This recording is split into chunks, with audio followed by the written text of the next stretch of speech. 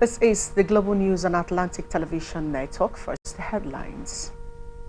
NUJ call for unconditional release of abducted member. Troops capture IPOB ESN's top commander in Delta State. APC says no crisis in party. NNPC UTM signs agreement for indigenous gas floating plant. Muslims kick against Oloro's offensive music video. Coach Waldron warned players ahead of Australia game.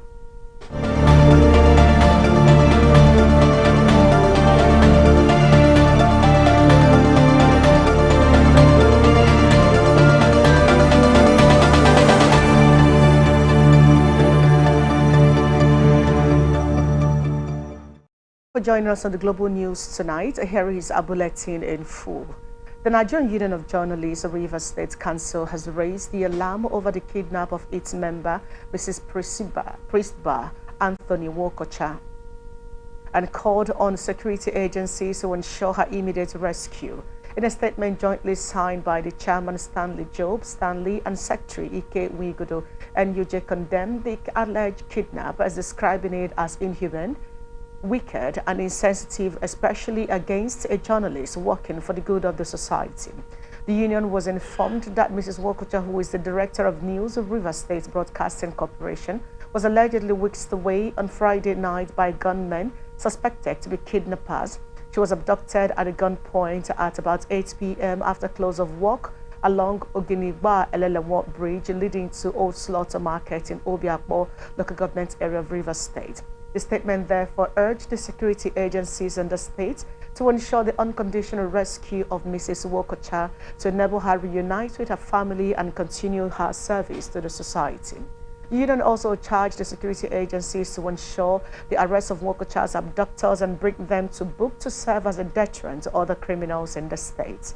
The statement commended the Commissioner of Police, CP Nwoyi, for improving on security in the state in the last 3 months and urged him not to relent on his efforts. A former governor of Delta State, James Ibori, has vowed to appeal a United Kingdom court ruling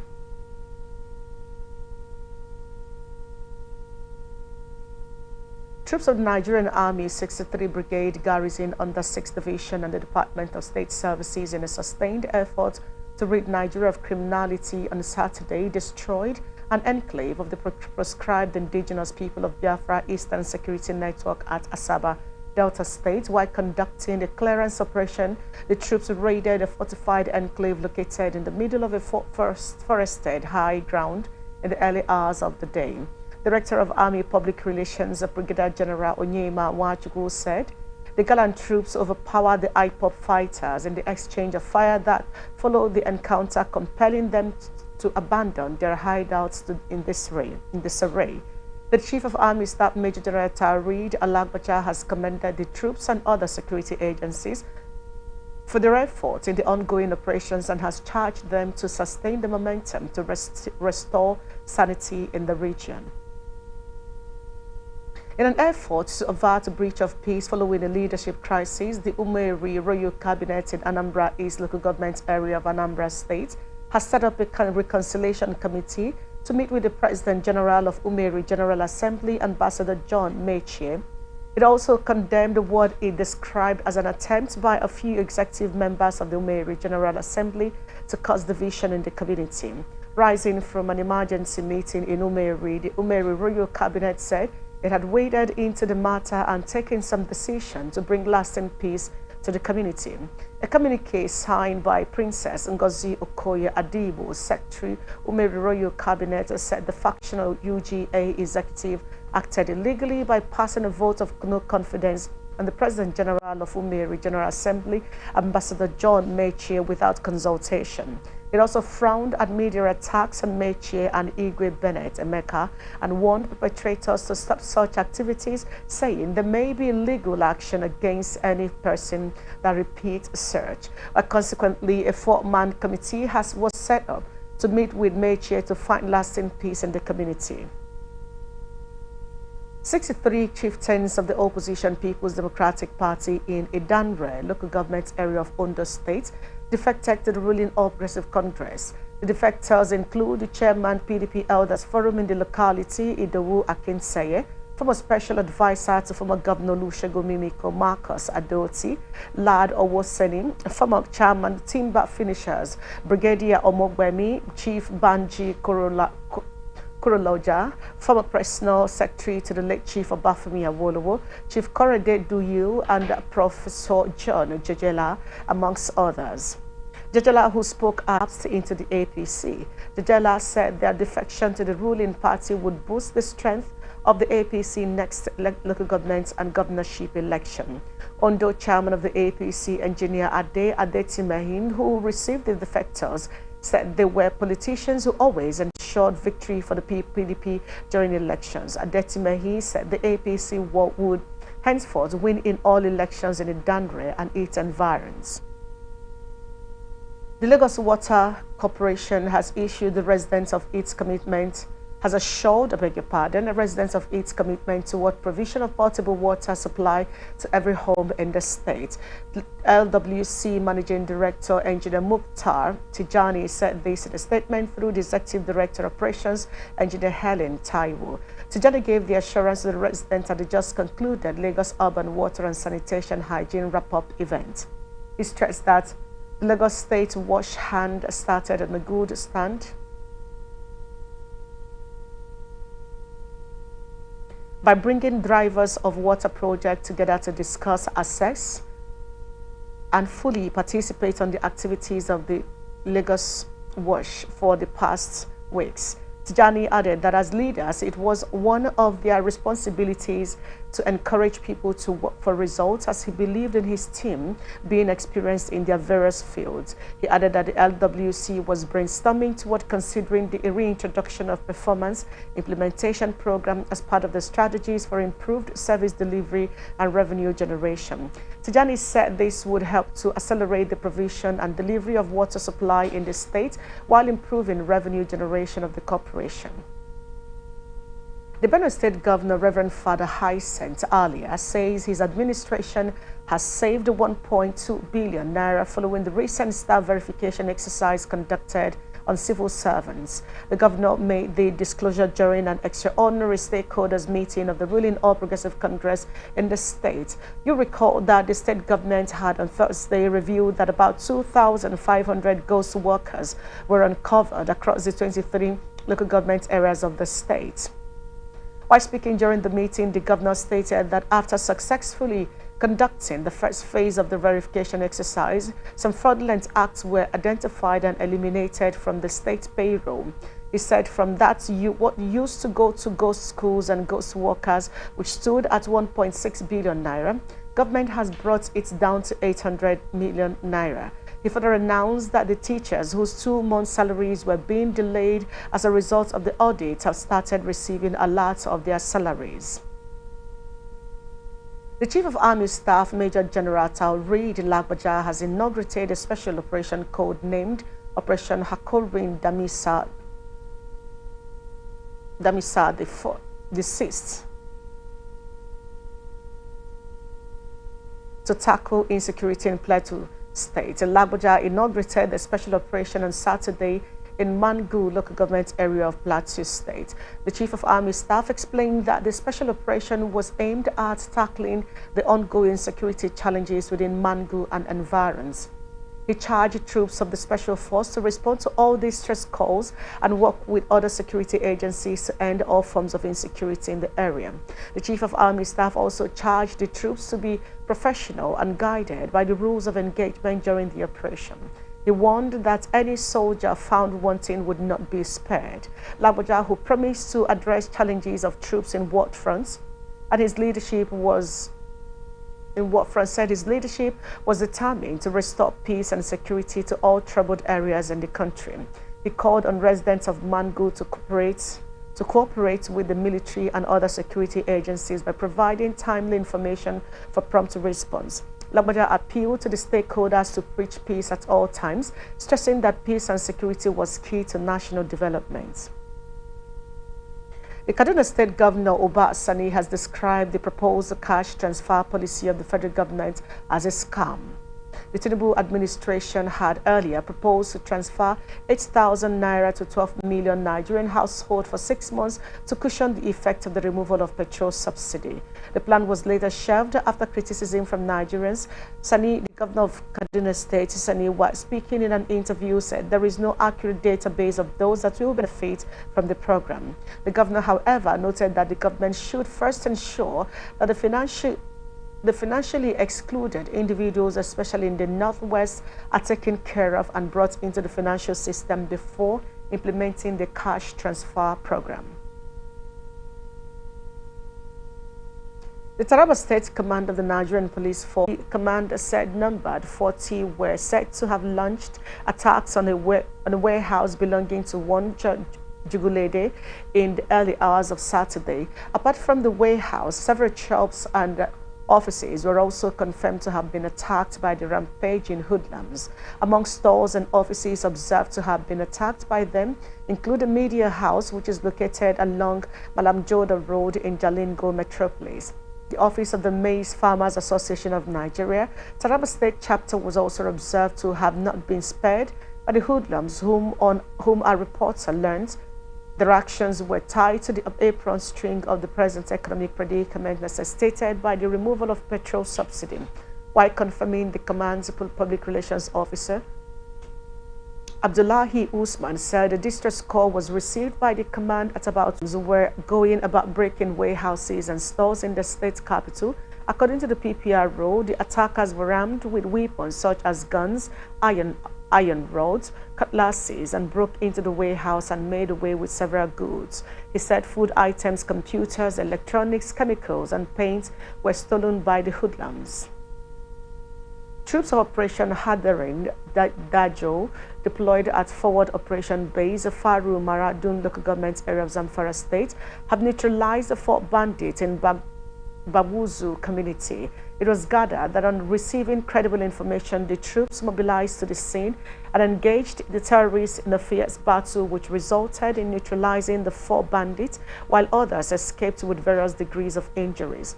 The troops recovered 1 general-purpose machine gun, 1 FN rifle, and 123 rounds of special ammunition. The general officer commanding 8th Division, Sokoto Commander Joint Task Force Operation Hadarin Dajo, Major General Mutkot, commended the troops for their resilience, gallantry, and sustaining the onslaught against the bandits. He called on the public to give the troops of Operation Hadarin Daji the maximum support through credible information. In another development, the troops of Operation Hadarin Daji, in a coordinated operation, have cleared bandit enclaves at Mutua, Gudatudu, Kawar, Dantayawa, Gida, Kare, Muhuta, and Giado communities of Sokoto and Zamfara State on 20th July 2023. A military source confirmed the development, saying that the operation was still ongoing in the area.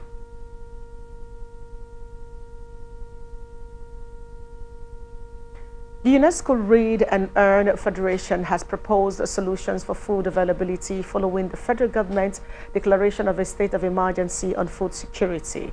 The President UNESCO Rev. Prince Abdul Salami Lagibolo told newsmen in Abuja on Saturday that equipping young women in agriculture would prove vital to restoring food availability.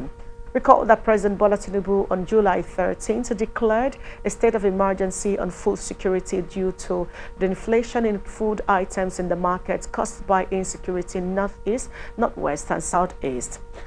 Ladibolo said there was need for the president to prioritize agricultural integration to curb these exigencies.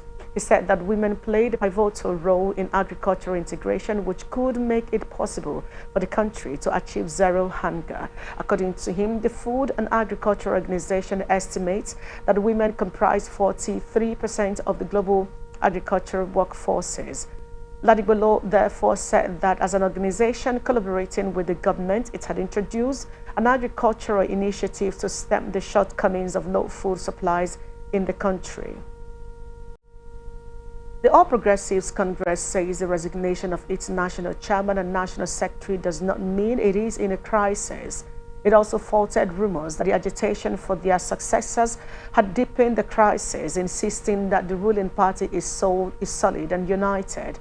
Last Sunday, former APC National Chairman Senator Abdullahi Adamu and National Secretary Senator Iyola Omisore voluntarily resigned from office. But the party's National Publicity Secretary Felix Morka, in a statement on Saturday, described the resignations of the two leaders as a normal part of the democratic process. According to him, contrary to media report, the resignations under reference only showed the high level of institutional maturity and quality of its leadership that places the best interest of the party first and above personal egos and ambitions. Morka added that the rapid and seamless succession in acting capacities to both offices exemplifies the cogency of its constitutional processes. He dismissed reports of disharmony among members of the National Working Committee and between the National Working Committee and other critical sections of the party's leadership around the possible successor to the office of the national chairman as purely speculative. Morka insisted that all sections of the party's College of Leadership stand united in the quest for a more progressive party. The party spokesman further argued that while individual party leaders and members retain the right to express their thoughts and opinions, they do not represent the official position of the National Working Committee or the party. The National Vice Chairman for Northwest, Malam Salihu Lukman, has written the Progressive Governors Forum to express his displeasure over its alleged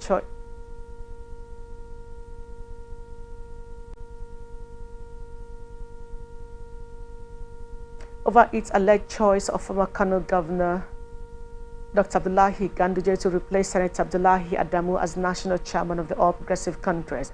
Lukman warned that such an endorsement would be unfair to President Bola Tinubu and Ganduje himself. His warning was contained in a leaked later address to the chairman of the Progressive Governors Forum and Governor of Imo State, Hope Uzodinma. The Kaduna politician stated he found it troubling that APC governors under Uzodinma's leadership could be thinking of adopting the former governor as the next helmsman of the APC. According to him, the move reeks of the same constitutional violation and undermining of party organs that Adamu and the ex-wife former National Secretary Senator Iyola Omisore were accused of. Lukman further appealed to the governors to play their conventional role as the conscience of the party by sticking with the zoning arrangement instead of zoning the APC chairman's position out of North Central. The presidential candidate of the People's Democratic Party, Atiku Abubakar, asked the Presidential Election Petition Court to uphold the submission by the Independent National Electoral Commission that he won 21 states in the February 25th presidential election.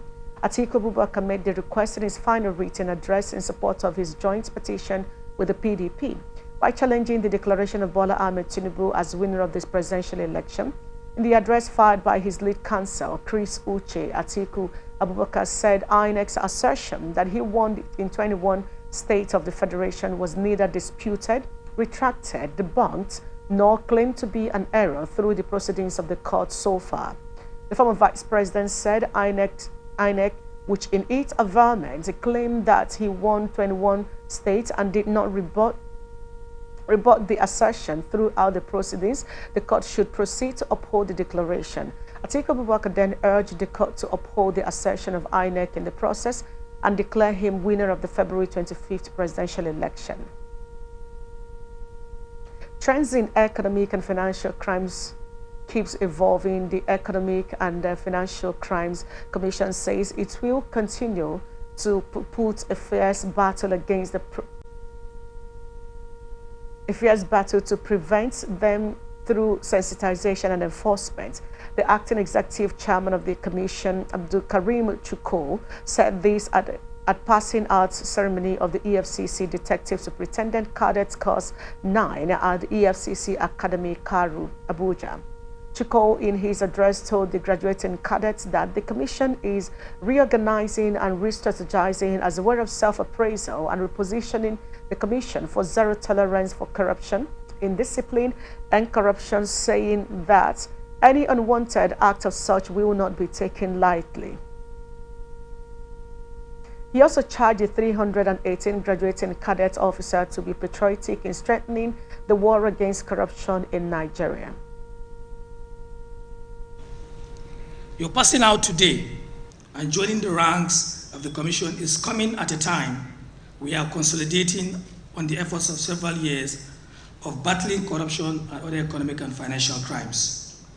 The EFCC, as you know, is championing the fight against these unwholesome acts being perpetrated by unscrupulous persons whose aim in gaining illicit wealth at the expense of the safety and security of the generality of the public and the image of our dear nation.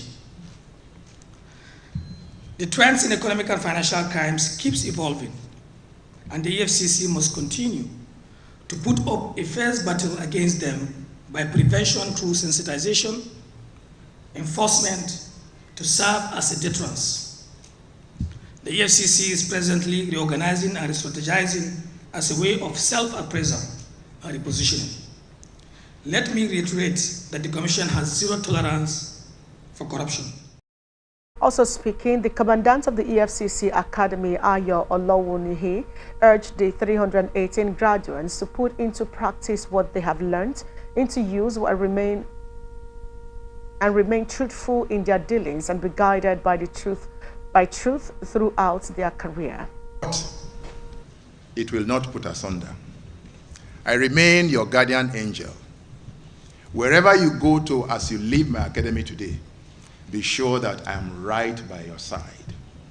I will just be 080 away from you. Your senior colleagues told you. I sum it up and I say, as you go out, be guided by the truth, because truth is one. It says it will explore diplomatic and political solutions in resolving the boundary dispute between Nigeria and Cameroon.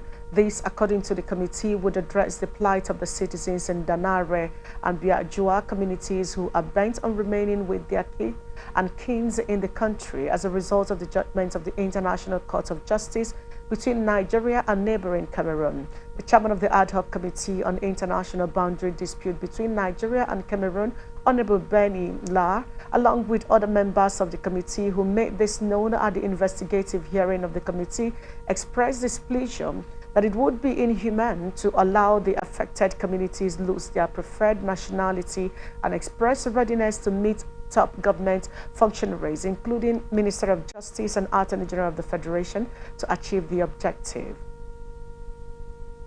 I wish to reiterate the fact that, going by what the last speaker, the speaker before the last one, emphasized, and to reconcile that with the Nigerian Constitution of 1999, Section 25, Section 1A, as amended, it said a citizen of Nigeria shall not be deprived forcefully or relocated forcefully from his fatherland. And if there is any intention to do that, they must have a referendum where they will decide who, the people who live within that border community will decide whether to opt for a nationality of Cameroon or Nigeria. My submission is that these people's interest was not taken into consideration in the planting of Pillar 113A. You can see that there was no problem with the Pillar 113, which has been in existence. But this one had infringed on their citizenship. Whenever in international law, whenever there is a problem or confusion, because in his opening remarks, the head of Boundary Commission said that the problematic Pillar 113A. So I wanted to know if you considered the legal implication based on historical and cultural ties of the people around there before doing the technical aspect of finding the approximate position of that pillar. Perhaps if you had done that, maybe we wouldn't be talking about all these issues, because as you rightly attested, it was not easily determined. And that's why you went back to interpret what the document, the ruling said, and found the approximate position, and which perhaps if you had the legal aspect or lawyers to look into the issues based on these factors I'm talking about, historical and cultural, perhaps maybe most of these issues will have been solved. And before the ICJ ruling, as a young officer, I was at the Bakassi Peninsula. I served in one of the islands. But merely after the ICJ ruling and when we had to obey the ruling, we pulled out of Bakassi. So as it stands now, as part of our mandate is to protect the territorial integrity of the country, and we take directive from the presidency through the appropriate channel of communication. So whatever is the position of the House and the nation, ours is to provide security, and we'll do just that when called. Speaking earlier, the Director General of the National Boundary Commission, Adamu Adaji, argued that the boundary demarcation was in tandem with the Green 3 agreement reached between both countries after the ICJ judgment, and explains that the Commission did not adjust but only re-establish the boundary, and also blamed the situation on the Cross River State government for refusing to cooperate on situating pillars 11-113A appropriately. The Cameroon-Nigeria Mixed Commission is not to re-establish, it's not to adjust any boundary. It's just to re-establish the boundary as judged and decided by International Court of Justice based on all the agreements we inherited, the Anglo-French, Anglo-German, and the British in Council documents that were all tendered, analyzed, and used to now define the boundary between Nigeria and Cameroon. So it's a boundary that is a legal boundary. And of course, it's not a boundary that is decided by one party. It's an international boundary which is binding and has already agreed by the African leaders as far back as 1964, during the Cairo Declaration, that they were ready to abide by the boundaries inherited from the colonial masters. So it's binding on parties to respect these boundaries. What was a little bit ambiguous was where exactly is this boundary? Because these are boundaries that were established as far back as 1913, 1931, 1946, many years back. The representatives of the Chief of Naval Staff, Nigeria Immigration Services, Chief of Army Staff, in their interventions respectively, said it is obvious that the boundary was not easily determined. Rights of the citizens were not put into consideration, and assured that security will be provided when called upon. 114, it's only 113 that has an A. And why is that A missing? Because there are other pillars that they didn't tell us was missing. Why is 113 missing? That is the only, why is it that is the only one that it has an A and it is the only one that is missing? I am not a surveyor, but I want to know. International boundaries, international maritime laws tells us that boundaries, especially maritime boundaries, they're not just by the river. You use the deepest part. The deepest part of the river, the deepest part of the creek is where the boundary is.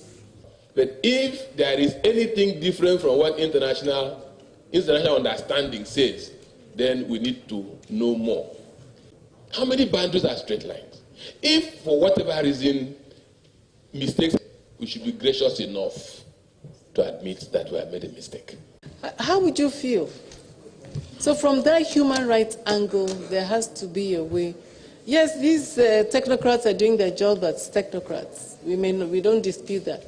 But there has to be a way where, on compassionate grounds, human rights ground, we have to find a way to solve this issue or resolve this issue. So at some point we would want to see the Solicitor General, well, hopefully when there's an Attorney General, but would like to see her in person, the committee.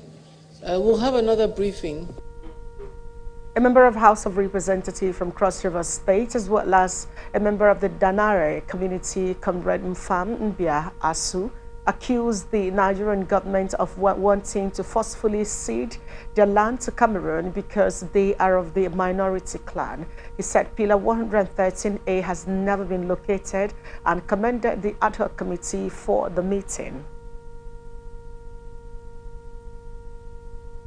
No, 114. It's only 113 that has an A.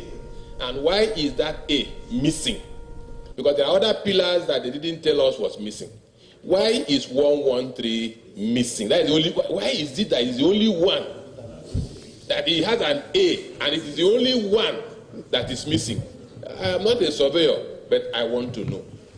International boundaries, international maritime laws tells us that boundaries, especially maritime boundaries, they're not just by the river. The National Association of Nigerian Students has condemned the planned increment of school fees by tertiary institutions in the country. In a statement signed by the National PRO Giwa Temitope and released on Saturday, NANS declared that the government's action is insensitive and embarrassing. The association also stressed that the government has what it takes to fund education and make it accessible, noting that the introduction of the student loan scheme is a sham and a bait to make Nigerians accept free increments.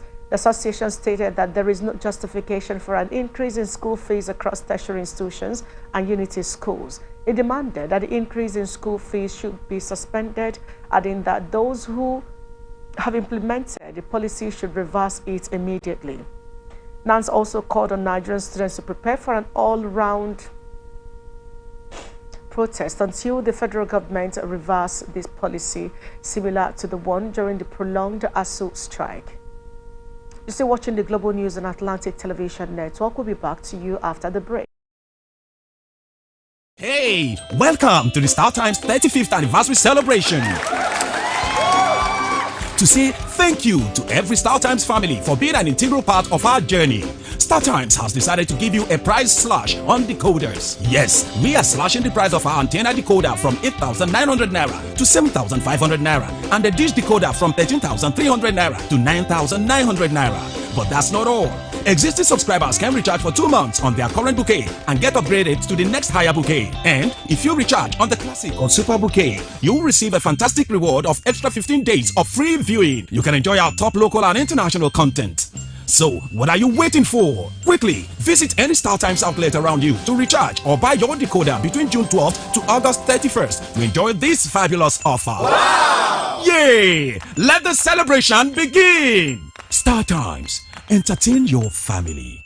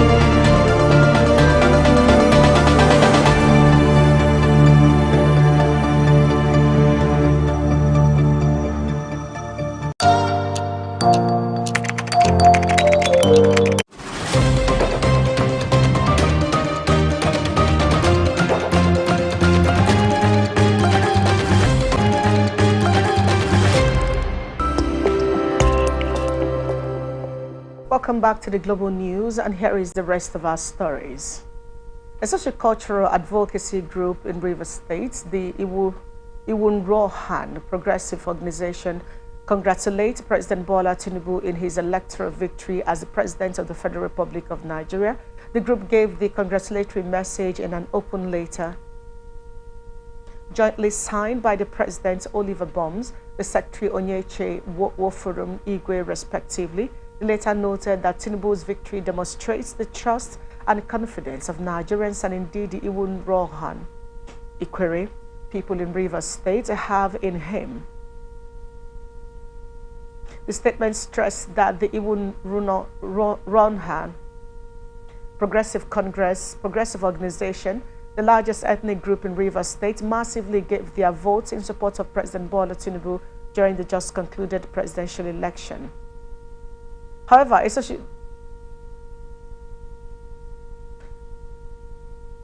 the Iwun Rohan Progressive Organization further expressed concern on the recent renaming of Port Harcourt International Airport after late Sage Chief Obafemi Awolowo.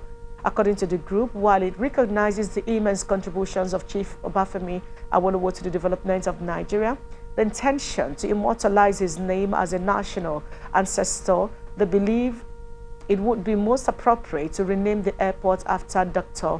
Obiwali, who is from Ikwere land and where the airport is located. It may interest you to know that late Obiwali was one of the founding fathers of Rivers State, who served in the first Executive Council of the state. He also served at the 1978 Constituent Assembly and later a member of the Constitution, the drafting committee that produced the 1979 Constitution of the Federal Republic of Nigeria, amongst several other political offices. They drew the attention of President Bola Tinubu to rename the Port Harcourt International Airport Obiwali in honor of his significant contributions as a politician, minority rights activist, literary scholar, and an advocate for social justice, serving as a reminder of the struggles faced by minority communities and the ongoing quest for equality and inclusion in Nigerian politics. It added that such honor would also inspire future generations to carry forward his legacy of resilience and intellectual excellence and dedication to the welfare of his people and indeed all Nigerians.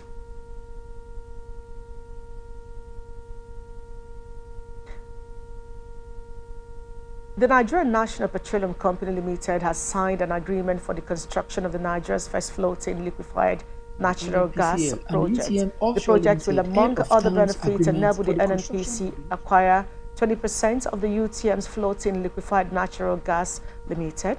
This will in turn be beneficial to Nigerians. Abuja correspondent Rotimi Adewuyi reports. First indigenous floating liquid natural gas project is geared towards the mandate of providing energy security, availability, and affordability in Nigeria. The NNPCL Vice President, Gas, Power and New Energy, Mr. Mohammed Ahmed, said to commercialize Nigeria's gas assets, there was need to access resources together where necessary, and where it seems difficult, partnership has to come in, which on the part of the NNPCL is very much interested in the project, having signed up to take 20%. Ahmed also said the aim is to ensure there is energy availability, sustainability, and security as well as revenue for the country in terms of exports, while adding that the NNPCL will do whatever it takes to make sure that the project is successfully executed. It is a known fact that gas is a transition fuel, and therefore there is no gainsaying that everything we do in Nigeria today we are seen as a gas country.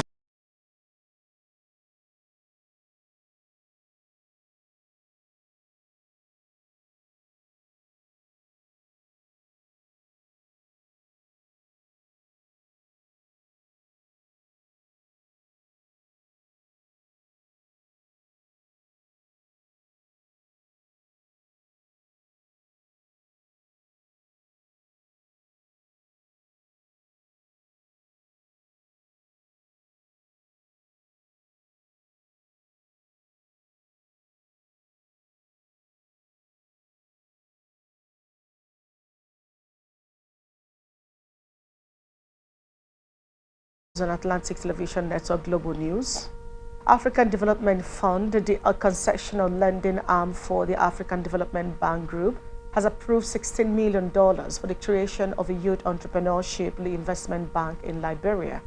A statement issued on the AFDB website said the fund was approved to unleash the business potential of young Liberians.